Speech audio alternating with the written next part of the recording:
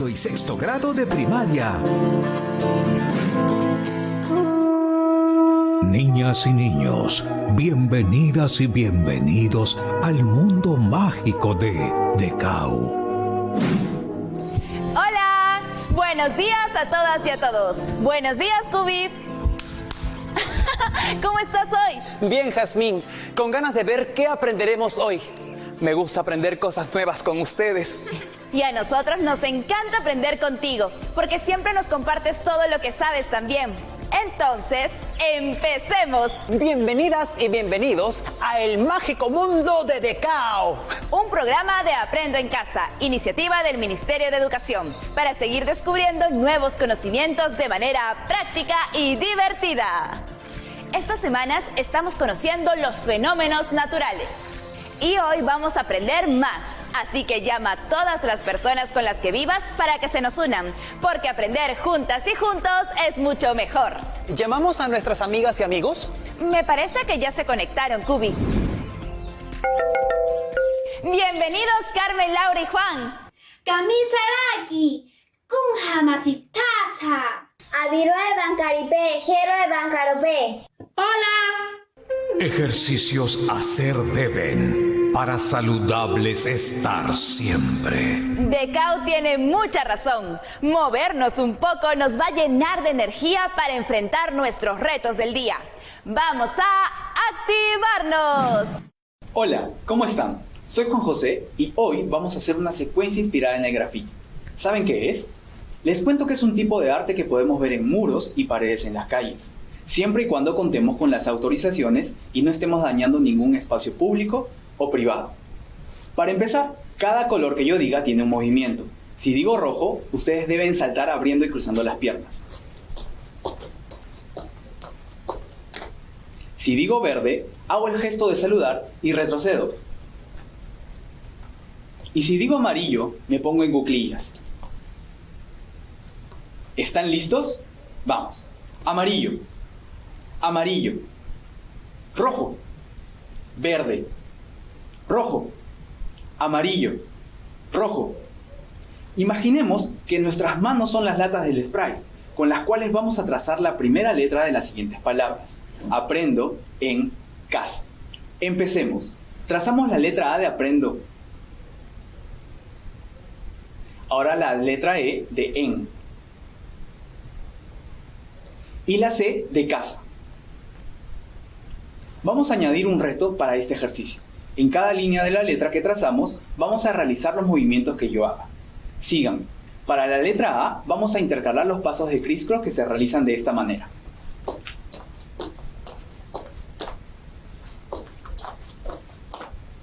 Para la letra E, vamos a dibujar la letra con ambas manos al mismo tiempo y en espejo. Y para terminar con la letra C, vamos a hacer una especie de rebote con esa forma. Y al repetirlo 2 veces para cada lado, dibujamos la letra C trazándola con la mano.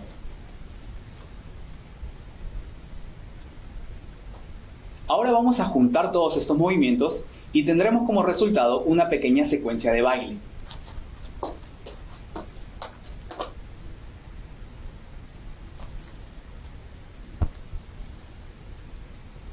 Vamos a practicarlo con música.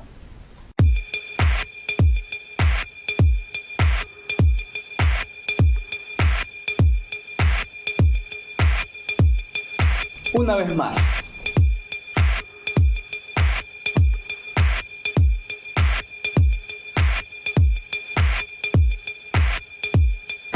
Eso es, muy bien. Recuerden que el arte viene de distintas maneras y podemos usarlo para mejorar nuestro barrio y cuidar los espacios que todos queremos usar. Nos vemos en la próxima. ¡Chao! ¡Uf! ¡Qué bueno ha sido activarnos! ¡Sí! Pero nos falta algo muy importante. ¡Tomar agua!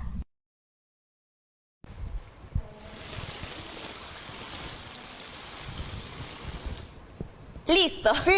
¡Lo hicimos! Bueno, estos días hemos estado viendo las terribles consecuencias de los desastres naturales, como el fenómeno de El Niño, que involucra no solo pérdidas materiales, sino, y sobre todo, vidas humanas. Sí, es bien preocupante. Si tan solo pudiéramos saber cuándo ocurrirá este desastre, ¿nos podríamos preparar más? Pero no creo que sea posible saber con exactitud cuándo va a ocurrir un desastre en el futuro. Yo creo que debemos estar siempre alertas, porque sabemos que estas cosas pasan cada cierto tiempo. Así que mejor estar prevenidos desde ahora. Pero no todos los años son iguales. Por ejemplo, en el caso del fenómeno del niño, yo recuerdo que el año pasado no fue tan grave. Por lo menos, supe que no hubo tantas inundaciones. Creo que es momento de presentar nuestro reto de hoy. De probabilidad aprenderemos para ver con qué frecuencia a el niño tendremos. Eso sí que sonó a adivinanza. Nuestro reto del día será aprender cómo podemos estimar la probabilidad de que se dé nuevamente el fenómeno del niño en nuestro país de forma moderada o fuerte. ¡Wow! Eso suena súper bien. ¿Pero se podrá? Es decir, ¿se podrá saber cuándo ocurrirá otro fenómeno del niño? Bueno, una cosa es estimar la probabilidad y otra es saber cuándo ocurrirá. Seguro que hoy entenderemos mejor esta diferencia. Cubi, ¿alguien sabe las últimas fechas del fenómeno del niño? Tendría que acceder al árbol de la información para tenerlas todas. Pero recuerdo de 1983, 1998, 2003 y 2010. Disculpa que te interrumpa, Kubi. Las fechas son importantes. Pero me pregunto, ¿esas fechas tendrán alguna relación entre ellas? ¿Qué se les ocurre que podemos hacer con ellas? Como son muchas, creo que las podemos organizar en un gráfico. Buena idea. Así las vemos todas juntas y quizás nos damos cuenta de que el fenómeno sucede cada cierto tiempo. ¿Gráfico? ¿Cuál nos serviría? Hay muchos tipos de gráficos. Yo les sugiero usar una línea de tiempo y vamos marcando los años en los que ocurrieron los fenómenos. Una línea de tiempo, como alguna vez hemos usado en historia. ¡Qué buena idea! Nunca hice una. ¿Me enseñan? ¡Claro que sí! Entonces, empecemos. Para eso, Decau nos va a ayudar. ¿Verdad, Decau? A ver, el primer fenómeno del niño que mencionaste, Kubi, sucedió en 1983. Vamos a ponerlo aquí, al inicio. Ahora te toca, Kubi. ¿Cuál fue la segunda fecha? 1998. Yasmín, yo apunté que otro ocurrió en el 2003. Muy bien, entonces ese lo pondremos en el siguiente espacio. Hay algo que no me convence de esta gráfica. Ajá, ¿y qué es eso, Carmen? Creo que es el modo en el que estamos ubicando los años. Parece que el fenómeno ocurre luego de una misma cantidad de tiempo. Pero entre el fenómeno del niño de 1983 y 1998 hay 15 años de diferencia. Y entre el de 1998 y el 2003 solo hay 5. ¡Qué buena observación, Carmen! Efectivamente, muy buena observación. ¿Cómo creen que podemos lograr que esa diferencia se vea reflejada en nuestra gráfica? ¿Se les ocurre algo? ¿Y si hacemos como una especie de regla? ¿Regla? No recuerdo bien el nombre, es algo como escalera o algo así, pero me refiero a que podemos hacer una marca cada 10 años. Por ejemplo, y luego poner los años en los que ocurrieron los fenómenos del niño, en algún lugar entre esas marcas. Me parece una muy buena idea. Eso se llama escala. Escala, esa es la palabra que estaba buscando. La apuntaré. Gracias, Kubi. Así es, podemos hacer una escala en la que cada segmento equivale a 10 años. Bien, con esta escala de 10 en 10 podemos empezar con la fecha de 1980, 1990... 2000, 2010 y 2020. Y con esa escala ya podemos ubicar los años exactos. ¿Quieres hacerlo, Kubi? Sí. 1983, 1998, 2003, 2010, 2017. Muy bien, lo logramos. Ya tenemos nuestra línea de los fenómenos del niño. Miren, Si miramos esta parte del gráfico, el fenómeno del niño ocurre cada 7 años. Sí, Juan, pero eso es solo una parte del gráfico. Si vemos bien en toda la recta, eso no es así. Tienes razón, Carmen. Es cierto, chicos, si miramos bien toda la línea, no hay regularidad cada 7 años. Yo tengo una duda que me está dando vueltas en la cabeza. Cuéntanos, Carmen. Cubi dijo que esas eran las fechas que recordaba, y coincide con lo que me dijeron mis papás. Pero creo que nos hacen falta más datos. Averiguar más. Tienes razón. Cubi, creo que es momento de pedirle ayuda al árbol de la información. El fenómeno del Niño ocurre desde hace 40.000 años. Eso quiere decir que lo sufrieron los incas y todas las culturas anteriores, ¿verdad? Exactamente, pero lo mejor va a ser que nos concentremos en los años de nuestra escala. ¿Hay más información sobre las fechas, Cubi? Sí, más fechas. Este fenómeno se dio en 1987, en 1992, aunque también en 1995, pero fue moderado. ¡Asu! Con tantas fechas ya me mareé. No hay por qué marearse, Juan. Vas a ver que cuando pongamos todas las fechas en la línea, nos ayudará a realizar una mejor estimación. Nuestro gráfico quedaría así. Ahora sí se ve más completo, Cubi. Esa es una línea de tiempo. Ahí podemos ver gráficamente cómo pasó todo. ¡Sí! Y ahora que tenemos un panorama más completo, podemos empezar a ver si hay algún patrón. Pero lo veremos después de la pausa. No se vaya muy lejos porque ya regresamos.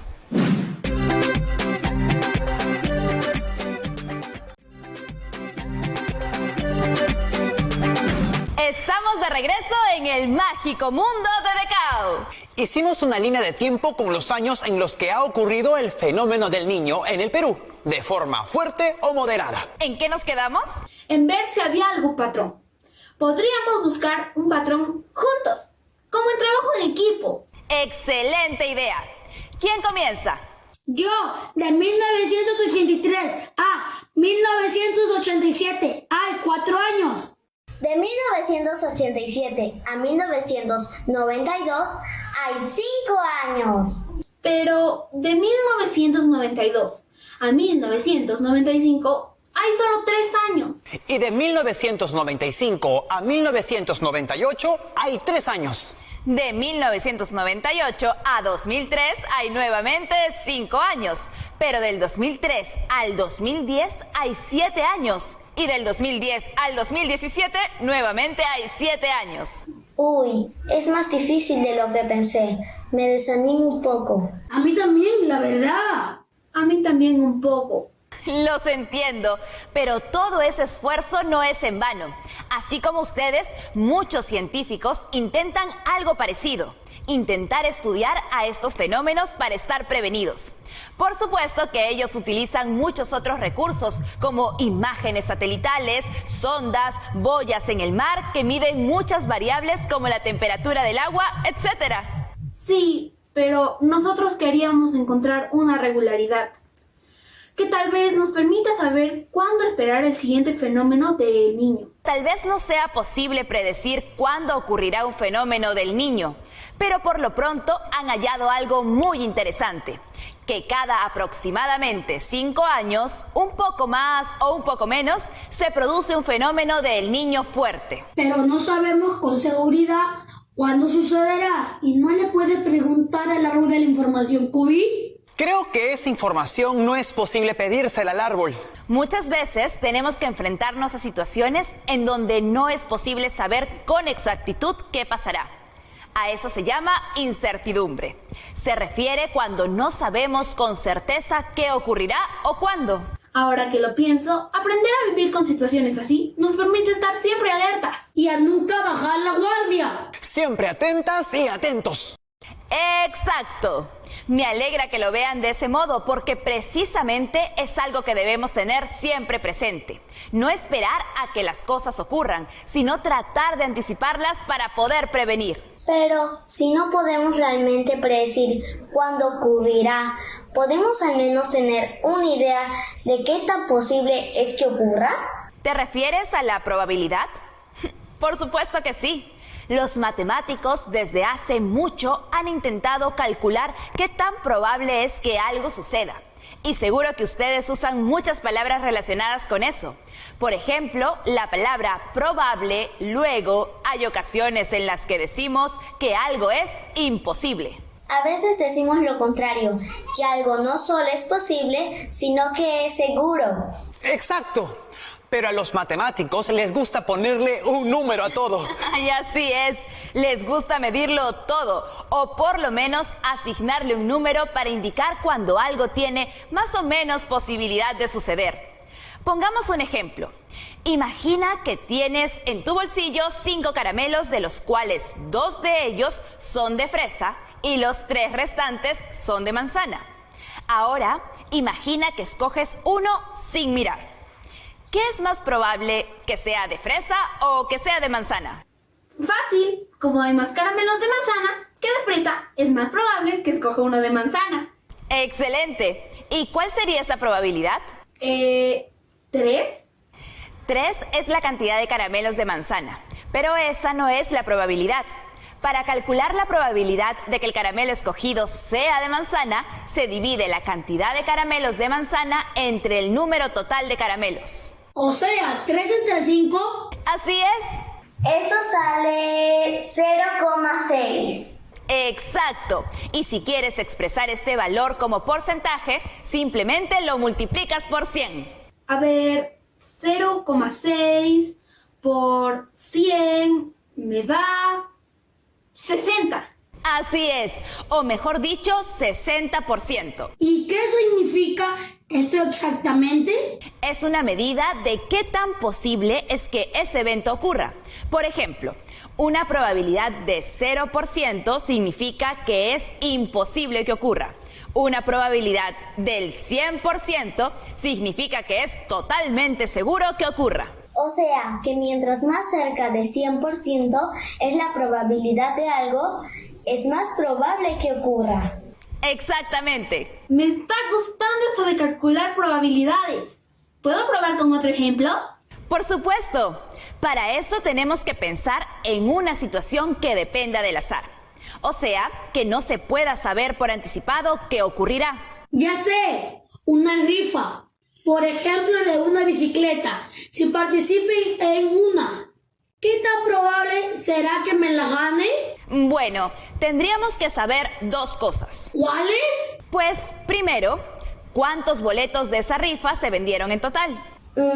Como es un ejemplo, supongamos que se vendieron unos 100 boletos. Y también, ¿cuántos boletos compraste? Bueno, digamos que compré solo un boleto. Pues en ese caso tendremos que dividir 1, el número de boletos que compraste, entre 100, el número de boletos totales. A ver, eso nos da 1 entre 100, 0,01, y si multiplico eso por 100, me da 1%. Eso es muy poquito, casi 0. Bueno, no es mucho, pero tampoco es 0. Es una probabilidad muy baja. Tendría que comprar más boletos. Sí, si compraras más boletos, aumentaría el número de casos a tu favor y con ello tus posibilidades de ganar. Por ejemplo, si compras 10 boletos, la probabilidad de ganar la bicicleta sería 10 entre 100. Eso es 0,1. Y si lo multiplico por 100, eso me da 10%. Bueno, algo es algo. Pero ojo que eso no te garantiza que vayas a ganar la bicicleta. La única forma de asegurar que te llevarás la bicicleta sería... Que compre todos los boletos. Sí, pero no creo que sea una buena idea. No veo cómo podría aplicar esto al caso del fenómeno del niño. ¿Por qué? Porque no es igual al ejemplo de los caramelos o de la rifa. Tienes razón. Hay muchas situaciones en la vida en que no es posible calcular la probabilidad, como en los casos anteriores. ¿Y qué se hace en esos casos? Una manera de calcular una probabilidad de un evento es pensar qué tan frecuentemente ocurrió eso en el pasado. Ya entiendo. Si algo ocurrió muchas veces en el pasado, podríamos creer que es más probable que ocurra en el futuro. Pero, ¿cómo hacen para ponerle número a eso? Pues la clave está en algo que se llama frecuencia relativa. Veamos un ejemplo para entender qué significa. Supongamos que una persona debe someterse a una operación. Si quieres saber si esta es riesgosa o no, ¿qué podría hacer? Yo sé. Le preguntaría al médico cómo le fue a otros pacientes suyos operados de lo mismo en el pasado. Por ejemplo, de 100 pacientes que operó, solo 3 tuvieron complicaciones. Podemos decir que la operación tiene un riesgo muy bajo, de 3%. Así es. Aunque el procedimiento que acabamos de emplear es muy parecido al que empleamos para calcular la probabilidad, en realidad lo que hemos calculado se llama frecuencia relativa. Es decir, el resultado de dividir la cantidad de veces que algo ocurrió en el pasado entre el número total de casos. ¡Ya entiendo! Con eso podemos tener una idea de qué tan posible es que el siguiente año haya un fenómeno del niño. Les propongo algo. Calculemos primero la frecuencia relativa considerando los últimos 5 años, o sea, desde el 2016 hasta el 2020. En ese tiempo solo hubo un fenómeno del niño moderado o fuerte. Si seguimos lo que nos enseñaste, tendríamos que dividir 1 entre 5, que nos da 0,2. Para sacar el porcentaje, tendríamos que multiplicar 0,2 por 100, y el porcentaje sería 20%. ¡Excelente! Veamos si hay algún cambio si calculamos la frecuencia relativa en los últimos 20 años, o sea, desde el 2001 al 2020. ¿Cuántos fenómenos del niño fuertes o moderados ocurrieron? Ocurrieron 3 fenómenos del niño. Entonces dividimos 3 entre 20. Eso nos daría... Uy, eso sí que está difícil para dividir. ¿Nos ayuda, Cubi? ¡Claro que sí! Los números son mis amigos también. 3 entre 20 es 0,15. Y para sacar el porcentaje, multiplicamos el 0,15 por 100, que nos da como resultado 15%. O sea, el valor cambió. Jazmín, ¿puedes darnos un ejemplo más para entenderlo mejor?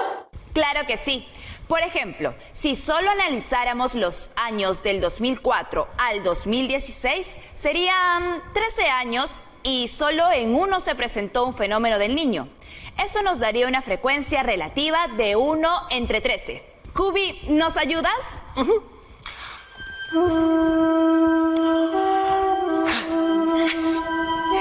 0,076, o sea, 7,6%.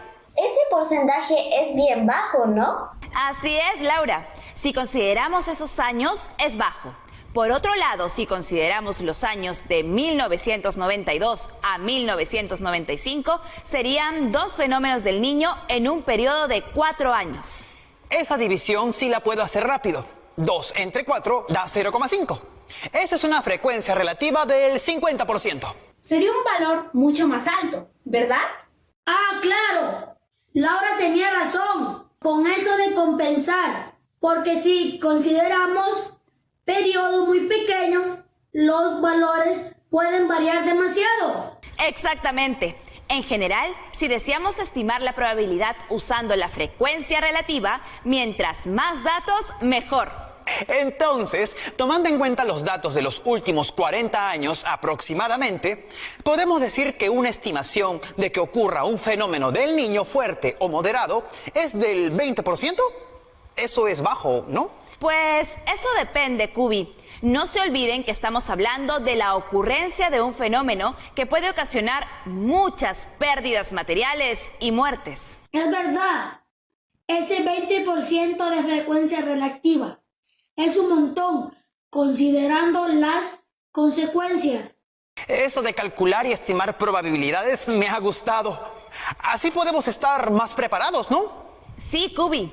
Es importante que aprendamos a calcular o al menos estimar las probabilidades de eventos como estos para tomar buenas decisiones en nuestro día a día. Y ya casi estamos al final, pero no podemos irnos sin hacer un brevísimo repaso de lo más importante que aprendimos hoy. Repasar lo aprendido debemos, para no olvidarnos de los conocimientos que ahora sabemos. ¿Qué es lo más importante que aprendieron hoy? Empiezo yo. Calcular la probabilidad de algo es ponerle un valor a la posibilidad de que eso ocurra, como el ejemplo de calcular la probabilidad de ganar una rifa. Muchas veces hacer este cálculo no es posible, pero en esos casos podemos analizar la frecuencia con lo que ocurrió algo en el pasado para tener una idea de qué tan probable es que ocurra en el futuro. En el caso de los eventos de la naturaleza, como es el caso del fenómeno del Niño, es bueno tener un registro de cuándo sucedieron. Eso nos va a ayudar a saber con qué frecuencia ocurre y así estar siempre prevenidos. Bueno, eso ha sido todo por el día de hoy. Muchas gracias por habernos acompañado en esta aventura. Hasta mañana, Laura, Carmen y Juan. ¡Hatajana! Aquí sin cama. ¡Chao! ¡Chao! ¡Hasta mañana!